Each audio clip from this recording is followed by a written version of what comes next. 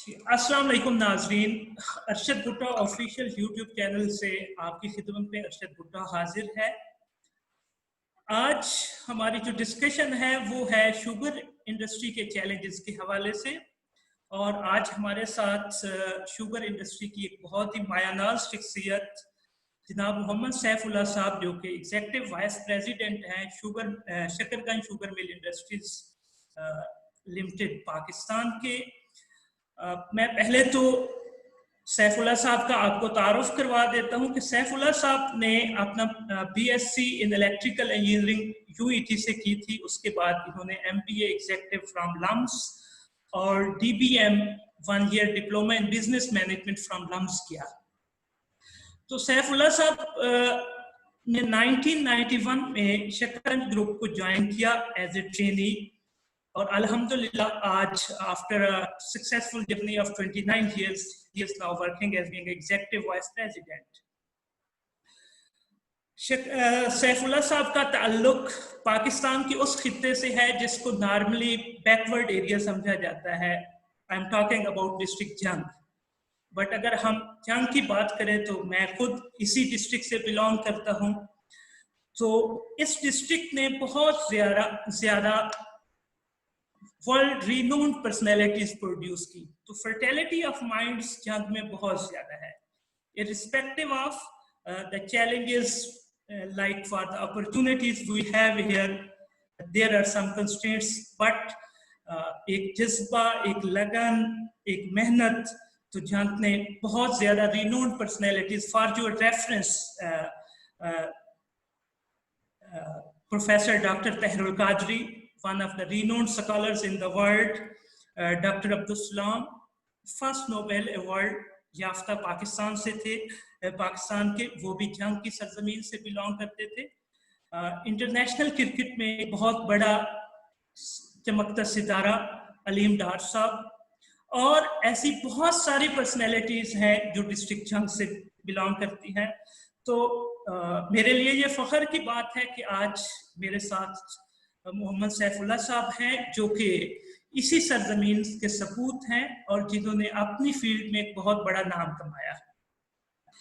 मैं आपको बताता चलूं कि सैफुल्लाह साहब ने डिफरेंट कंट्रीज का विजिट किया, स्पेशली यूरोप में उन्होंने डिफरेंट ट्रेनिंग्स, जर्मनी में, हॉलैंड में, चाइना में उन्होंने डिफरेंट ट्रेनिंग्स अटेंड की जो कि डिफरेंट मल्टीनेशनल कंपनीज ने ऑर्गेनाइज की।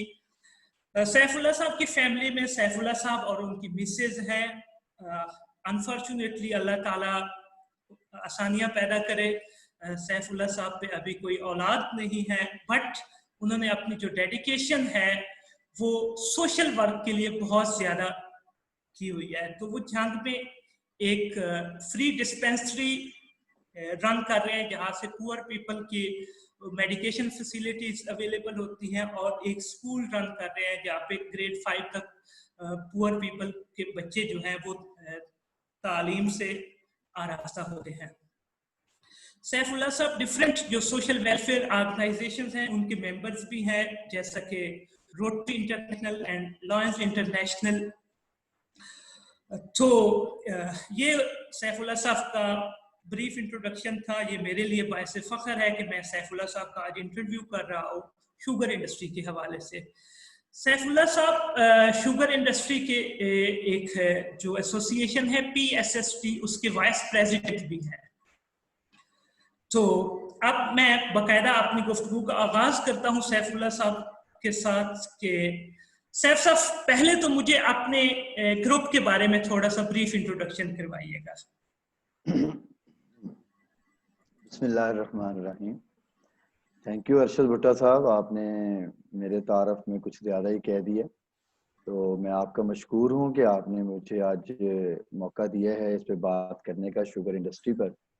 तो आवाज़ आ रही? तो हमारा ग्रुप शकरगंज मिल्स जो है जंग के अंदर 1968 में इन्होंने अपना आगाज़ किया था बिजनेस का और 1973 में पहला सीजन चला था। आपको पता ही है उस ज़माने में मिल स्टार्ट करनी शुरू की तो 1971 की वार आ गई। फिर 1973 में पहला सीजन हमारा अल्हम्दुलिल्लाह वहाँ पर जंग में जो हमारा प्लांट है उसको हमने स्टार्ट किया। तो 1973 में हमने 1500 टन पर डे क्रशिंग की कैपेसिटी से उस अपने प्लांट को हमने शुरू किया, और आज अल्हम्दुलिल्लाह वो प्लांट हमारा 14,000 टन की कैपेसिटी के ऊपर चल रहा है।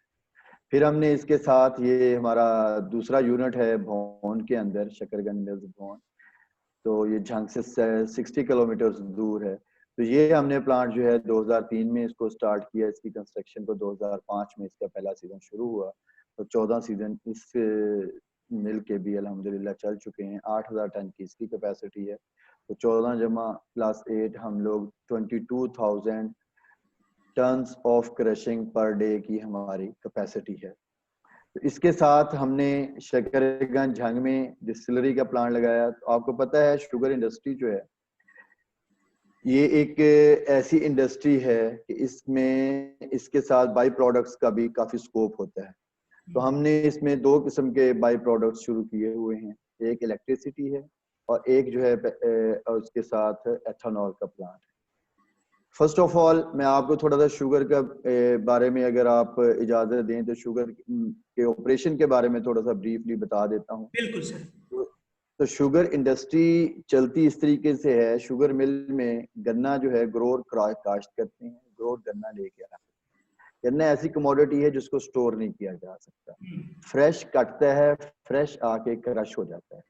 कट टू क्रश टाइम जितना कम होगा उतना ही हम लोग ये देखते हैं कि इसमें हमारी रिकवरी बेहतर हो सकती है और शुगर मिल्क को बेनिफिट उससे ज्यादा आता है। तो हम कोशिश करते हैं कि किसान को प्रमोट करें कि वो कम से कम टाइम में गन्ना क्रश करके फौरी कट करके फौरी मिल के अंदर ले आए ताकि वो क्रशिंग के फेज में गुजर जाए। तो जैसे ही गन्ने को हम क्रश करते हैं तो उसमें से जूस निकलता है।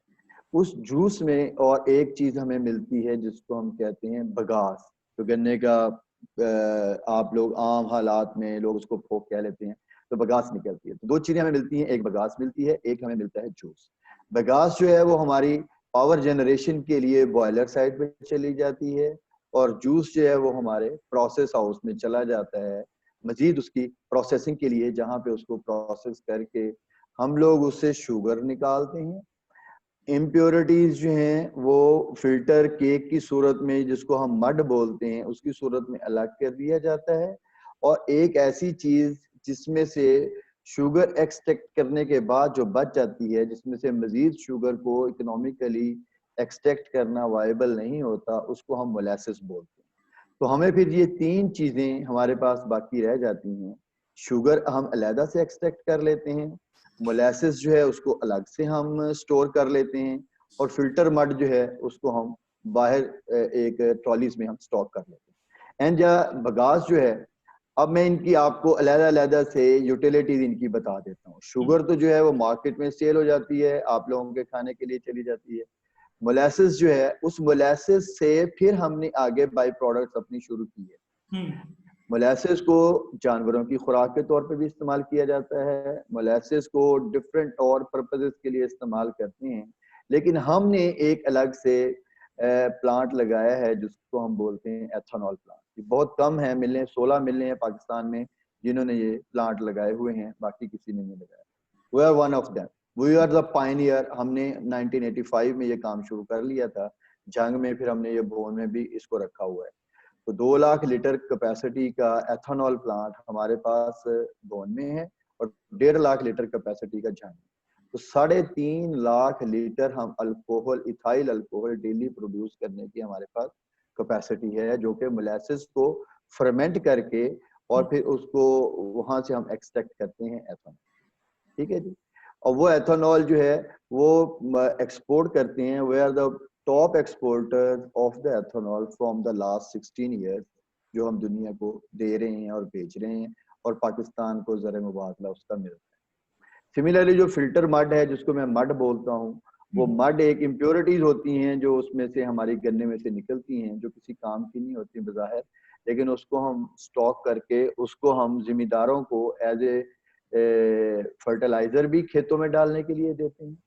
And the other usages of that filter mud in these days, that is कि वो जो डेयरी फार्म वाले हैं वो इसको यूज करते हैं अपने जानवरों की खुराक के लिए। तो ये 3 चीजें इस तरीके से। अब हमने यहाँ पर हमारे पास प्लांट है, हमारे पास शुगर का प्लांट है, हमारे पास एथेनॉल का प्लांट है, हमारे पास झांग में चिप बोर्ड का एक प्लांट भी है, और एक हमारे पास पावर जनरेशन है यहाँ पर जो हम कर रहे हैं।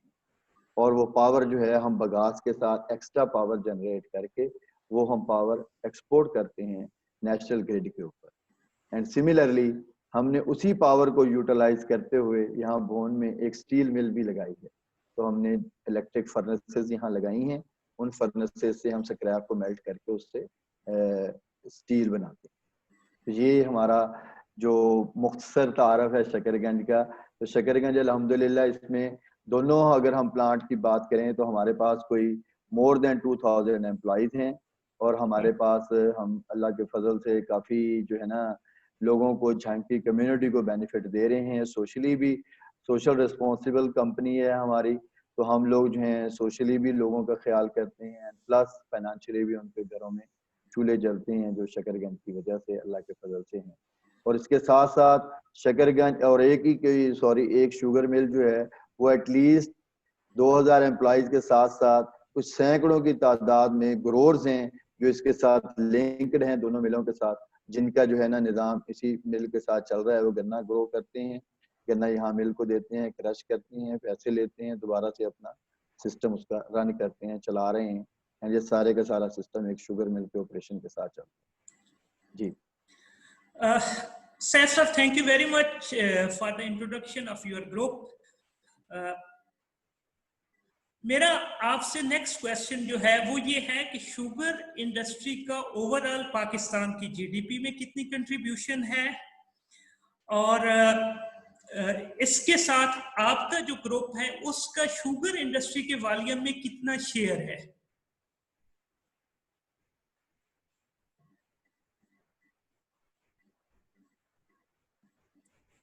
हेलो जी जी हाँ, आवाज कट रही थी जी, फरमाइए। हमारे ग्रुप का वॉल्यूम में कितना रोल है ओवरऑल? मेरे 2 क्वेश्चन हैं। एक क्वेश्चन ये है कि ओवरऑल शुगर इंडस्ट्री की पाकिस्तान की जीडीपी में कितनी कंट्रीब्यूशन है, और शुगर इंडस्ट्री का वॉल्यूम है उसमें आपके ग्रुप का मार्केट शेयर कितना है?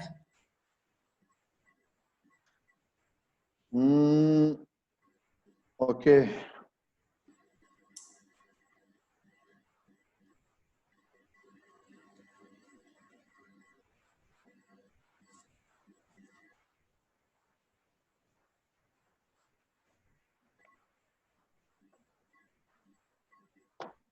तो इसमें ये है जी कि पाकिस्तान में सबसे पहले मैं आपको थोड़ा सा बता दूं कि पाकिस्तान में टोटल एक्टिव प्लेयर्स जो हैं वो 75 हैं जो मिलें चल रही। पूरे पाकिस्तान की बात करें तो उसमें पंजाब में शुगर इंडस्ट्री है, सिंध में शुगर मिलें हैं, एंड NWFP में जिसको हम अब सूबा KPK बोलते हैं, तो खैबर पख्तूनख्वा में हमारी कुछ इंडस्ट्री है। बलोचिस्तान में अभी तक हमारे पास कोई भी शुगर इंडस्ट्री नहीं है। आज़ाद कश्मीर में एक फैक्ट्री लगी थी, अनफॉर्चुनेटली वो भी बंद हो गई। तो टोटल 75 शुगर मिलें पाकिस्तान के अंदर वर्क कर रही हैं इस वक्त। इंडस्ट्री लगी हुई जो है, टोटल मिलने जो हैं वो टोटल अराउंड 88 के करीब फैक्ट्रीज हैं जो लगी हुई हैं, लेकिन उसमें से 75 वर्किंग कंडीशंस में हैं, बाकी जो हैं वो नॉन वर्किंग कंडीशन। अब उसमें शुगर केन ह्यूज मिकदार में, ह्यूज यानी काफ़ी ज़्यादा क्वांटिटी के अंदर शुगर केन पाकिस्तान में ग्रो किया जाता है और शुगर की प्रोडक्शन भी होती है। तो इस सारे का कंट्रीब्यूशन जो जीडीपी में है, पाकिस्तान के जीडीपी में, वो भी अराउंड 0.7% के करीब है। 0.7% जीडीपी में हमारा शुगर इंडस्ट्री का रोल है। अब पाकिस्तान की बात करें तो पाकिस्तान टोटल शुगर इंडस्ट्री, अब मैं एक पहले सबसे पहले आपको ये बता दूं कि जो ऑन एन एवरेज, मैं कुछ पिछले चंद सालों का डाटा मेरे पास है, हर साल का एक्चुअली डिफरेंट होता है शुगर की प्रोडक्शन का। हर साल शुगर प्रोडक्शन शुगर केन के हिसाब से होती है, जितनी शुगर केन की ग्रोथ होती है उसी के मुताबिक शुगर प्रोड्यूस होगी डेफिनेटली। तो डिफरेंट ईयर्स में डिफरेंट शुगर प्रोडक्शन की चीजें होती हैं, बातें होती हैं। पाकिस्तान के जो 22 करोड़ अवाम हैं वो तकरीबन 5.4 मिलियन टन चीनी एक साल में खाते हैं। 5.4 मिलियन टन। और जो हमारी normal production on an average है पाकिस्तान की, वो 6 to 7 मिलियन टन है। 6 to 7 मिलियन टन। तो अल्हम्दुलिल्लाह पाकिस्तान इसमें खुद कफील है। पाकिस्तान को शुगर की कभी शॉर्टेज नहीं हुई। अगर एक साल का स्टॉक हमारे पास ज्यादा आ जाता है तो अगले साल में काम आ जाता है। तो उसमें एक्सपोर्ट भी हम करते हैं पाकिस्तान से शुगर। आपने जो पिछले दिनों में भी कोई बातें सुनी होंगी, तो शुगर के जो हैं उसमें तो डेफिनेटली एक्सपोर्ट करने के लिए हमारे पास थोड़ी सरप्लस शुगर होती है, तो हम एक्सपोर्ट भी कर लेते हैं। अब इस सारे वॉल्यूम में जो मेरे ग्रुप का शेयर है वो कि अराउंड 2% के करीब है। वो नॉट सो बिग, लेकिन 2% के करीब चीनी जो है ना वो हम बनाकर इसमें शेयर अपना दे रहे हैं। कोई 1.5 मिलियन 1 पॉइंट यानी अराउंड जो है ना 1.5 लाख टन चीनी हम, या 2 लाख टन चीनी इतने हम लाते हैं, तो वो इतने अराउंड बनता है। ठीक हो गया सर। ठीक है। अच्छा सर, अभी आपने बात की थी रिगार्डिंग के जी कि 2000 के करीब एम्प्लॉइज आपकी ऑर्गेनाइजेशन में काम कर रहे हैं। As being an accounting and finance person, आवाज नहीं आ रही, कट रही है। सर आप आवाज आ रही है? Hello hello. सिस्टम में प्रॉब्लम लगता है आपका, आवाज कट जाती है जी। सर आप आवाज आ रही है? अब आ रही है, हाँ ठीक है। ठीक हो गया। अच्छा सर, मेरा जो अपनी ऑब्जर्वेशन है कि एम्प्लॉयमेंट अपॉर्चुनिटीज डायरेक्ट और इनडायरेक्ट वे में शुगर इंडस्ट्री लोगों को प्रोवाइड करती है। जैसा कि आपने फार्मर की बात की, तो even though in crushing season lot of people are involve in the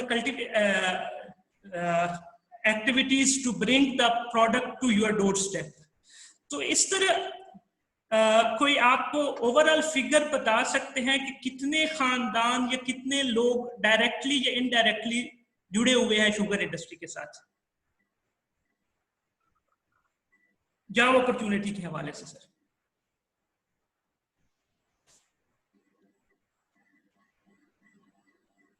आपका सवाल मुझे किस्तों में मिल रहा है, कोई पता नहीं। अच्छा सर, मैं दोबारा रिपीट नेटवर्क का करूंगा। मसला। एक तो वो लोग हो गए जो डायरेक्टली एम्प्लॉय हैं शुगर इंडस्ट्री के साथ, जैसा कि आपने अपने ग्रुप का जिक्र किया कि 2000 के करीब लोग आपके ग्रुप के साथ एसोसिएट है।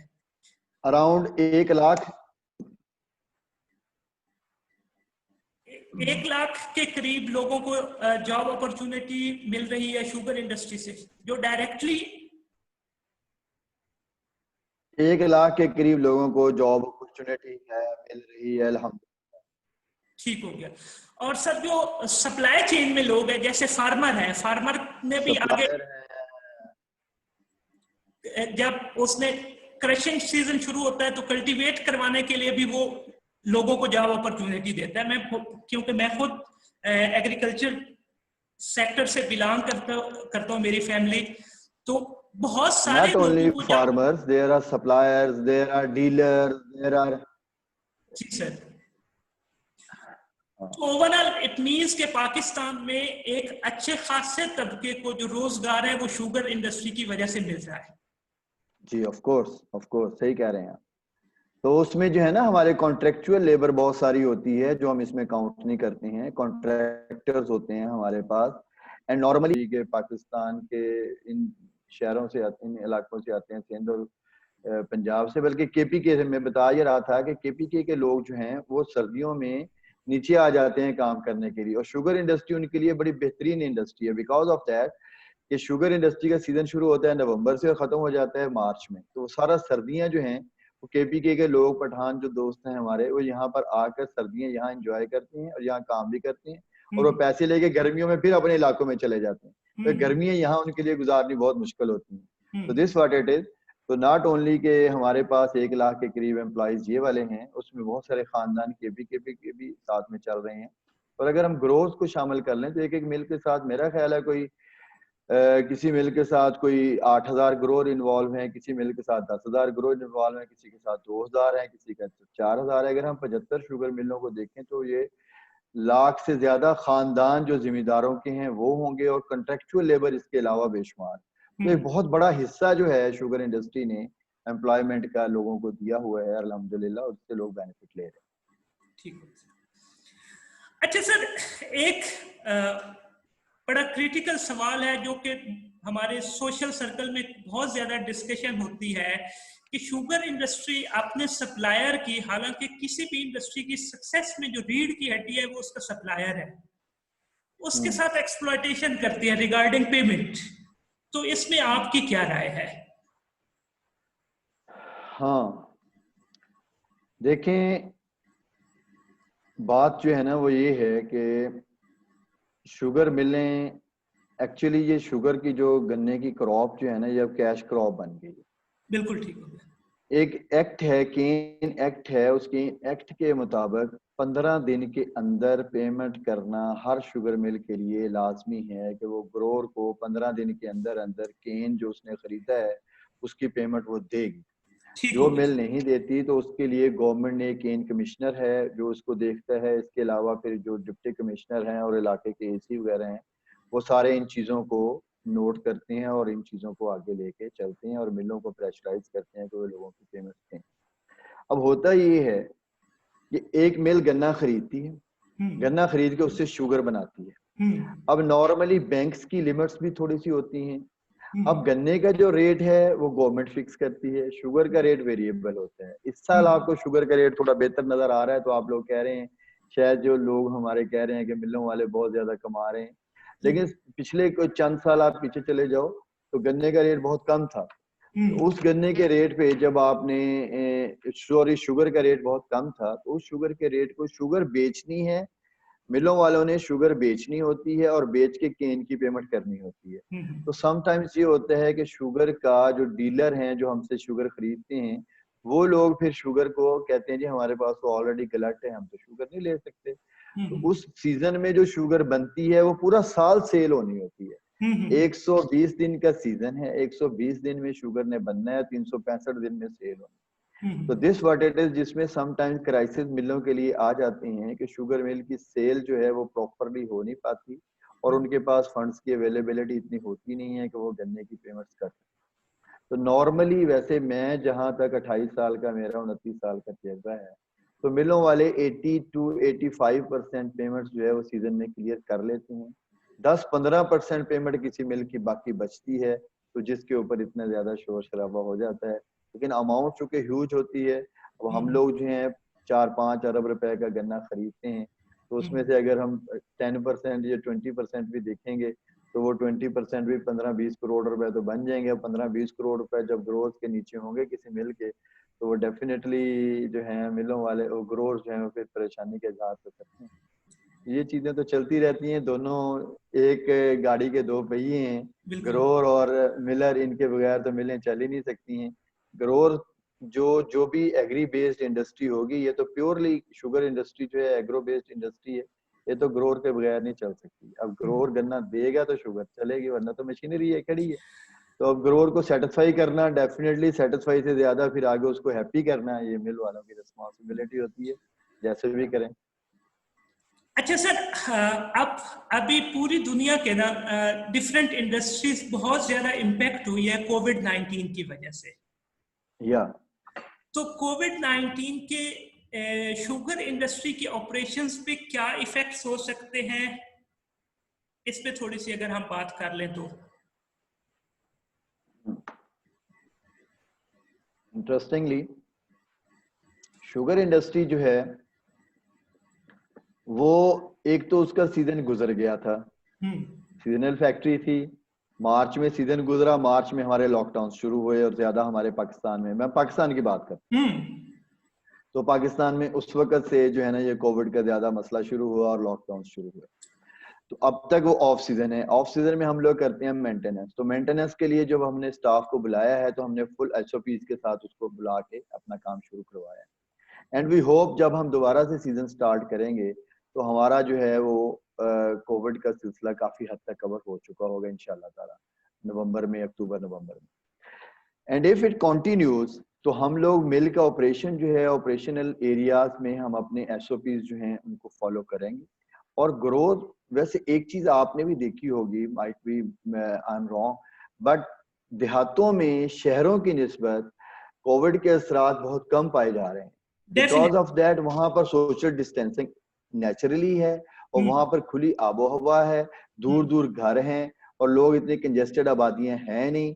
तो इसलिए देहाती इलाकों में जहाँ पे हमारे गन्ने की काश्त होती है, जहाँ पे गन्ना काटा जाता है, तो वो इलाके जो हैं ऑलरेडी कोविड फ्री नजर आ रहे हैं। मेरे तो इलाका जो है यहाँ पे किसी किस्म का कोई भी कोविड के मुझे यहाँ नहीं नजर आए मरीज, लेकिन शहरों में जहाँ कंजेस्टेड आबादी है वहां पर ज्यादा है।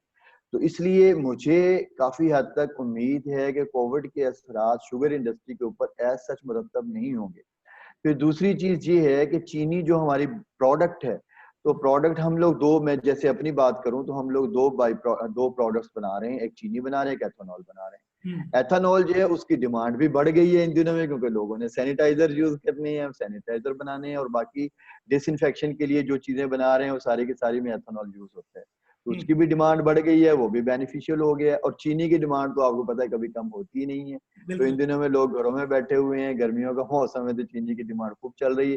तो शुगर इंडस्ट्री के लिए कोविड की वजह से मेरा ख्याल है अपॉर्चुनिटी भी जनरेट होंगी, कोई ज्यादा थ्रेट नहीं है इतना, व्हिच आई फील।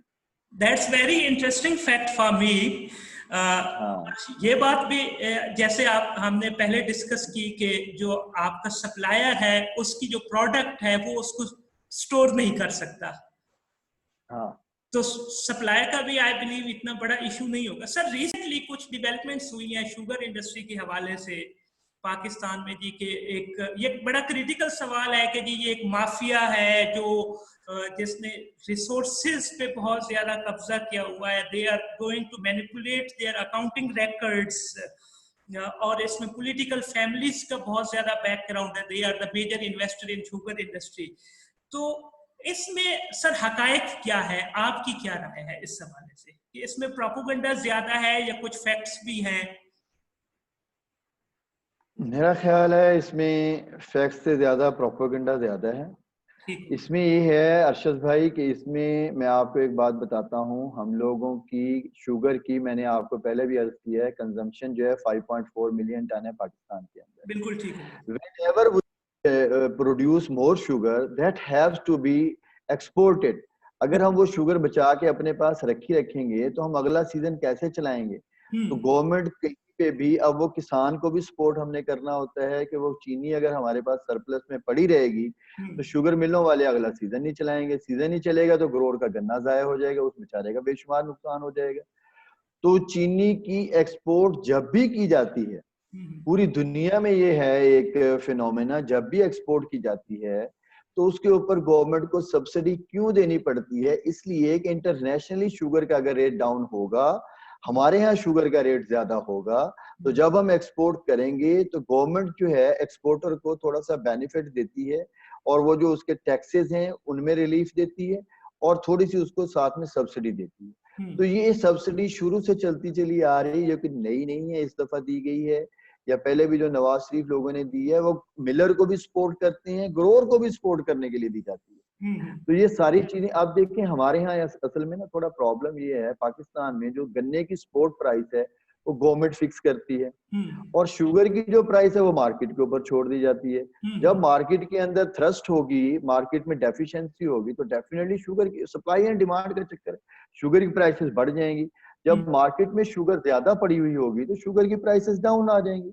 अब जिन दिनों में मार्केट में शुगर की प्राइसेस ज्यादा होती हैं, शुगर ज्यादा अवेलेबल होती है, गलत होती है मार्केट शुगर की वजह से, उसकी प्राइस इतनी कम हो जाती है कि मिलर को बेशुमार लॉस हो रहा होता है। अब फिर गवर्नमेंट उसमें इन होती है, गवर्नमेंट उस शुगर को उठा के बाहर एक्सपोर्ट करना चाहती है, तो एक्सपोर्ट करती है। एक्सपोर्ट करने से एक तो मुल्क के अंदर शुगर की प्राइसेस को स्टेबिलिटी किसी हद तक मिल जाती है, ताकि मिल वालों को भी नुकसान ज्यादा ना उठाना पड़े, ताकि वो ग्रोअर को प्रॉपरली एंटरटेन कर सके, उनकी पेमेंट्स कर सके। तो इसलिए ये सब्सिडी उनको दी गई है। तो सब्सिडी जो मिली है, मेरे ख्याल में कोई ऐसा इतना बड़ा इशू नहीं है। हमें और बहुत सारे इश्यूज हैं हमारे कंट्री में जिनके ऊपर ज्यादा तवज्जो देनी चाहिए। ये शुगर के एक छोटे से मामले को इतना ज्यादा उछाल कर इसको मेरा ख्याल है पॉलिटिकल स्टैंड बनाया गया, what ever I may be wrong. Sir, thank you very much for your time. It was really clear discussion with you, और मुझे भी आपके साथ आज के सेशन से बहुत कुछ समझने को मिला है शुगर इंडस्ट्री के हवाले से। आई होप कि पाकिस्तान इकोनॉमिकली स्टेबल हो और उसमें शुगर इंडस्ट्री के एक बहुत अच्छा रोल हो, और मेरी ये अल्लाह से दुआ है कि हम ये अभी जो कोविड की सिचुएशन है उससे पूरी दुनिया बाहर आए, और best of luck for Pakistan and best of luck for sugar industry. Thank you very much from your side, it was really pleasure talking with you. Thank you Arshad साहब, बहुत बहुत शुक्रिया। एक बात मैं और थोड़ी सी करना यहाँ आखिर में करना चाहूँगा कि शुगर इंडस्ट्री ना सिर्फ ये कि लोगों को रोजगार मुहैया करती है, चीनी मुहैया करती है, बाकी चीज़ें देती है, एक और बहुत अच्छा फैक्टर शुरू हुआ है पिछले कुछ सालों से कि शुगर इंडस्ट्री ने सरप्लस इलेक्ट्रिसिटी ग्रिड को सेल करनी शुरू की हुई है, जिसमें एक आपने ये देखा होगा चिन्योट पावर के नाम से रमजान ग्रुप ने एक बिजली घर लगाया है, इसी तरह जेडी ग्रुप ने बिजली घर लगाए हैं, और उनसे सरप्लस बिजली अगर ये गवर्नमेंट थोड़ा सा और इनिशिएटिव दे तो शुगर इंडस्ट्री 3000 मेगावाट का पोटेंशियल है शुगर इंडस्ट्री के पास, जो ये 360 दिन हमारे ग्रिड को बिजली प्रोवाइड कर सकती है, जो कि ये फॉसिल ऑयल से बहुत ज्यादा सस्ती बिजली है, साफ सुथरे एनवायरनमेंट के लिए बिजली है, और ये बिजली की भी गवर्नमेंट को इधर भी कुछ सोचना चाहिए। इस तरफ कुछ गवर्नमेंट ने तवज्जो दी थी तो काफी सारे लोगों ने प्लांट्स लगाए थे, अब फिर उसमें कुछ डिफिकल्टीज आ रही हैं। तो बहरहाल मैं एक बात ये भी बताना चाह रहा था कि not only sugar but electricity भी जो है वो एक शुगर इंडस्ट्री प्रोवाइड करती है। थैंक यू वेरी मच जी, बहुत बहुत शुक्रिया आपका भी, मुझे भी अच्छा लगा आपसे बातें करना। आप देखना, अल्लाह करे हमारी इंडस्ट्री ऐसे ही फलती फूलती रहे, हमारा मुल्क ऐसी तरक्की करता रहे, अल्लाह ताला इसको कामयाबियां से नवाजे। जी, अल्लाह ताला हर एक को अपने हिफ्ज़-ओ-मान में रखे। Thank you very much sir. Allah हाफिज़।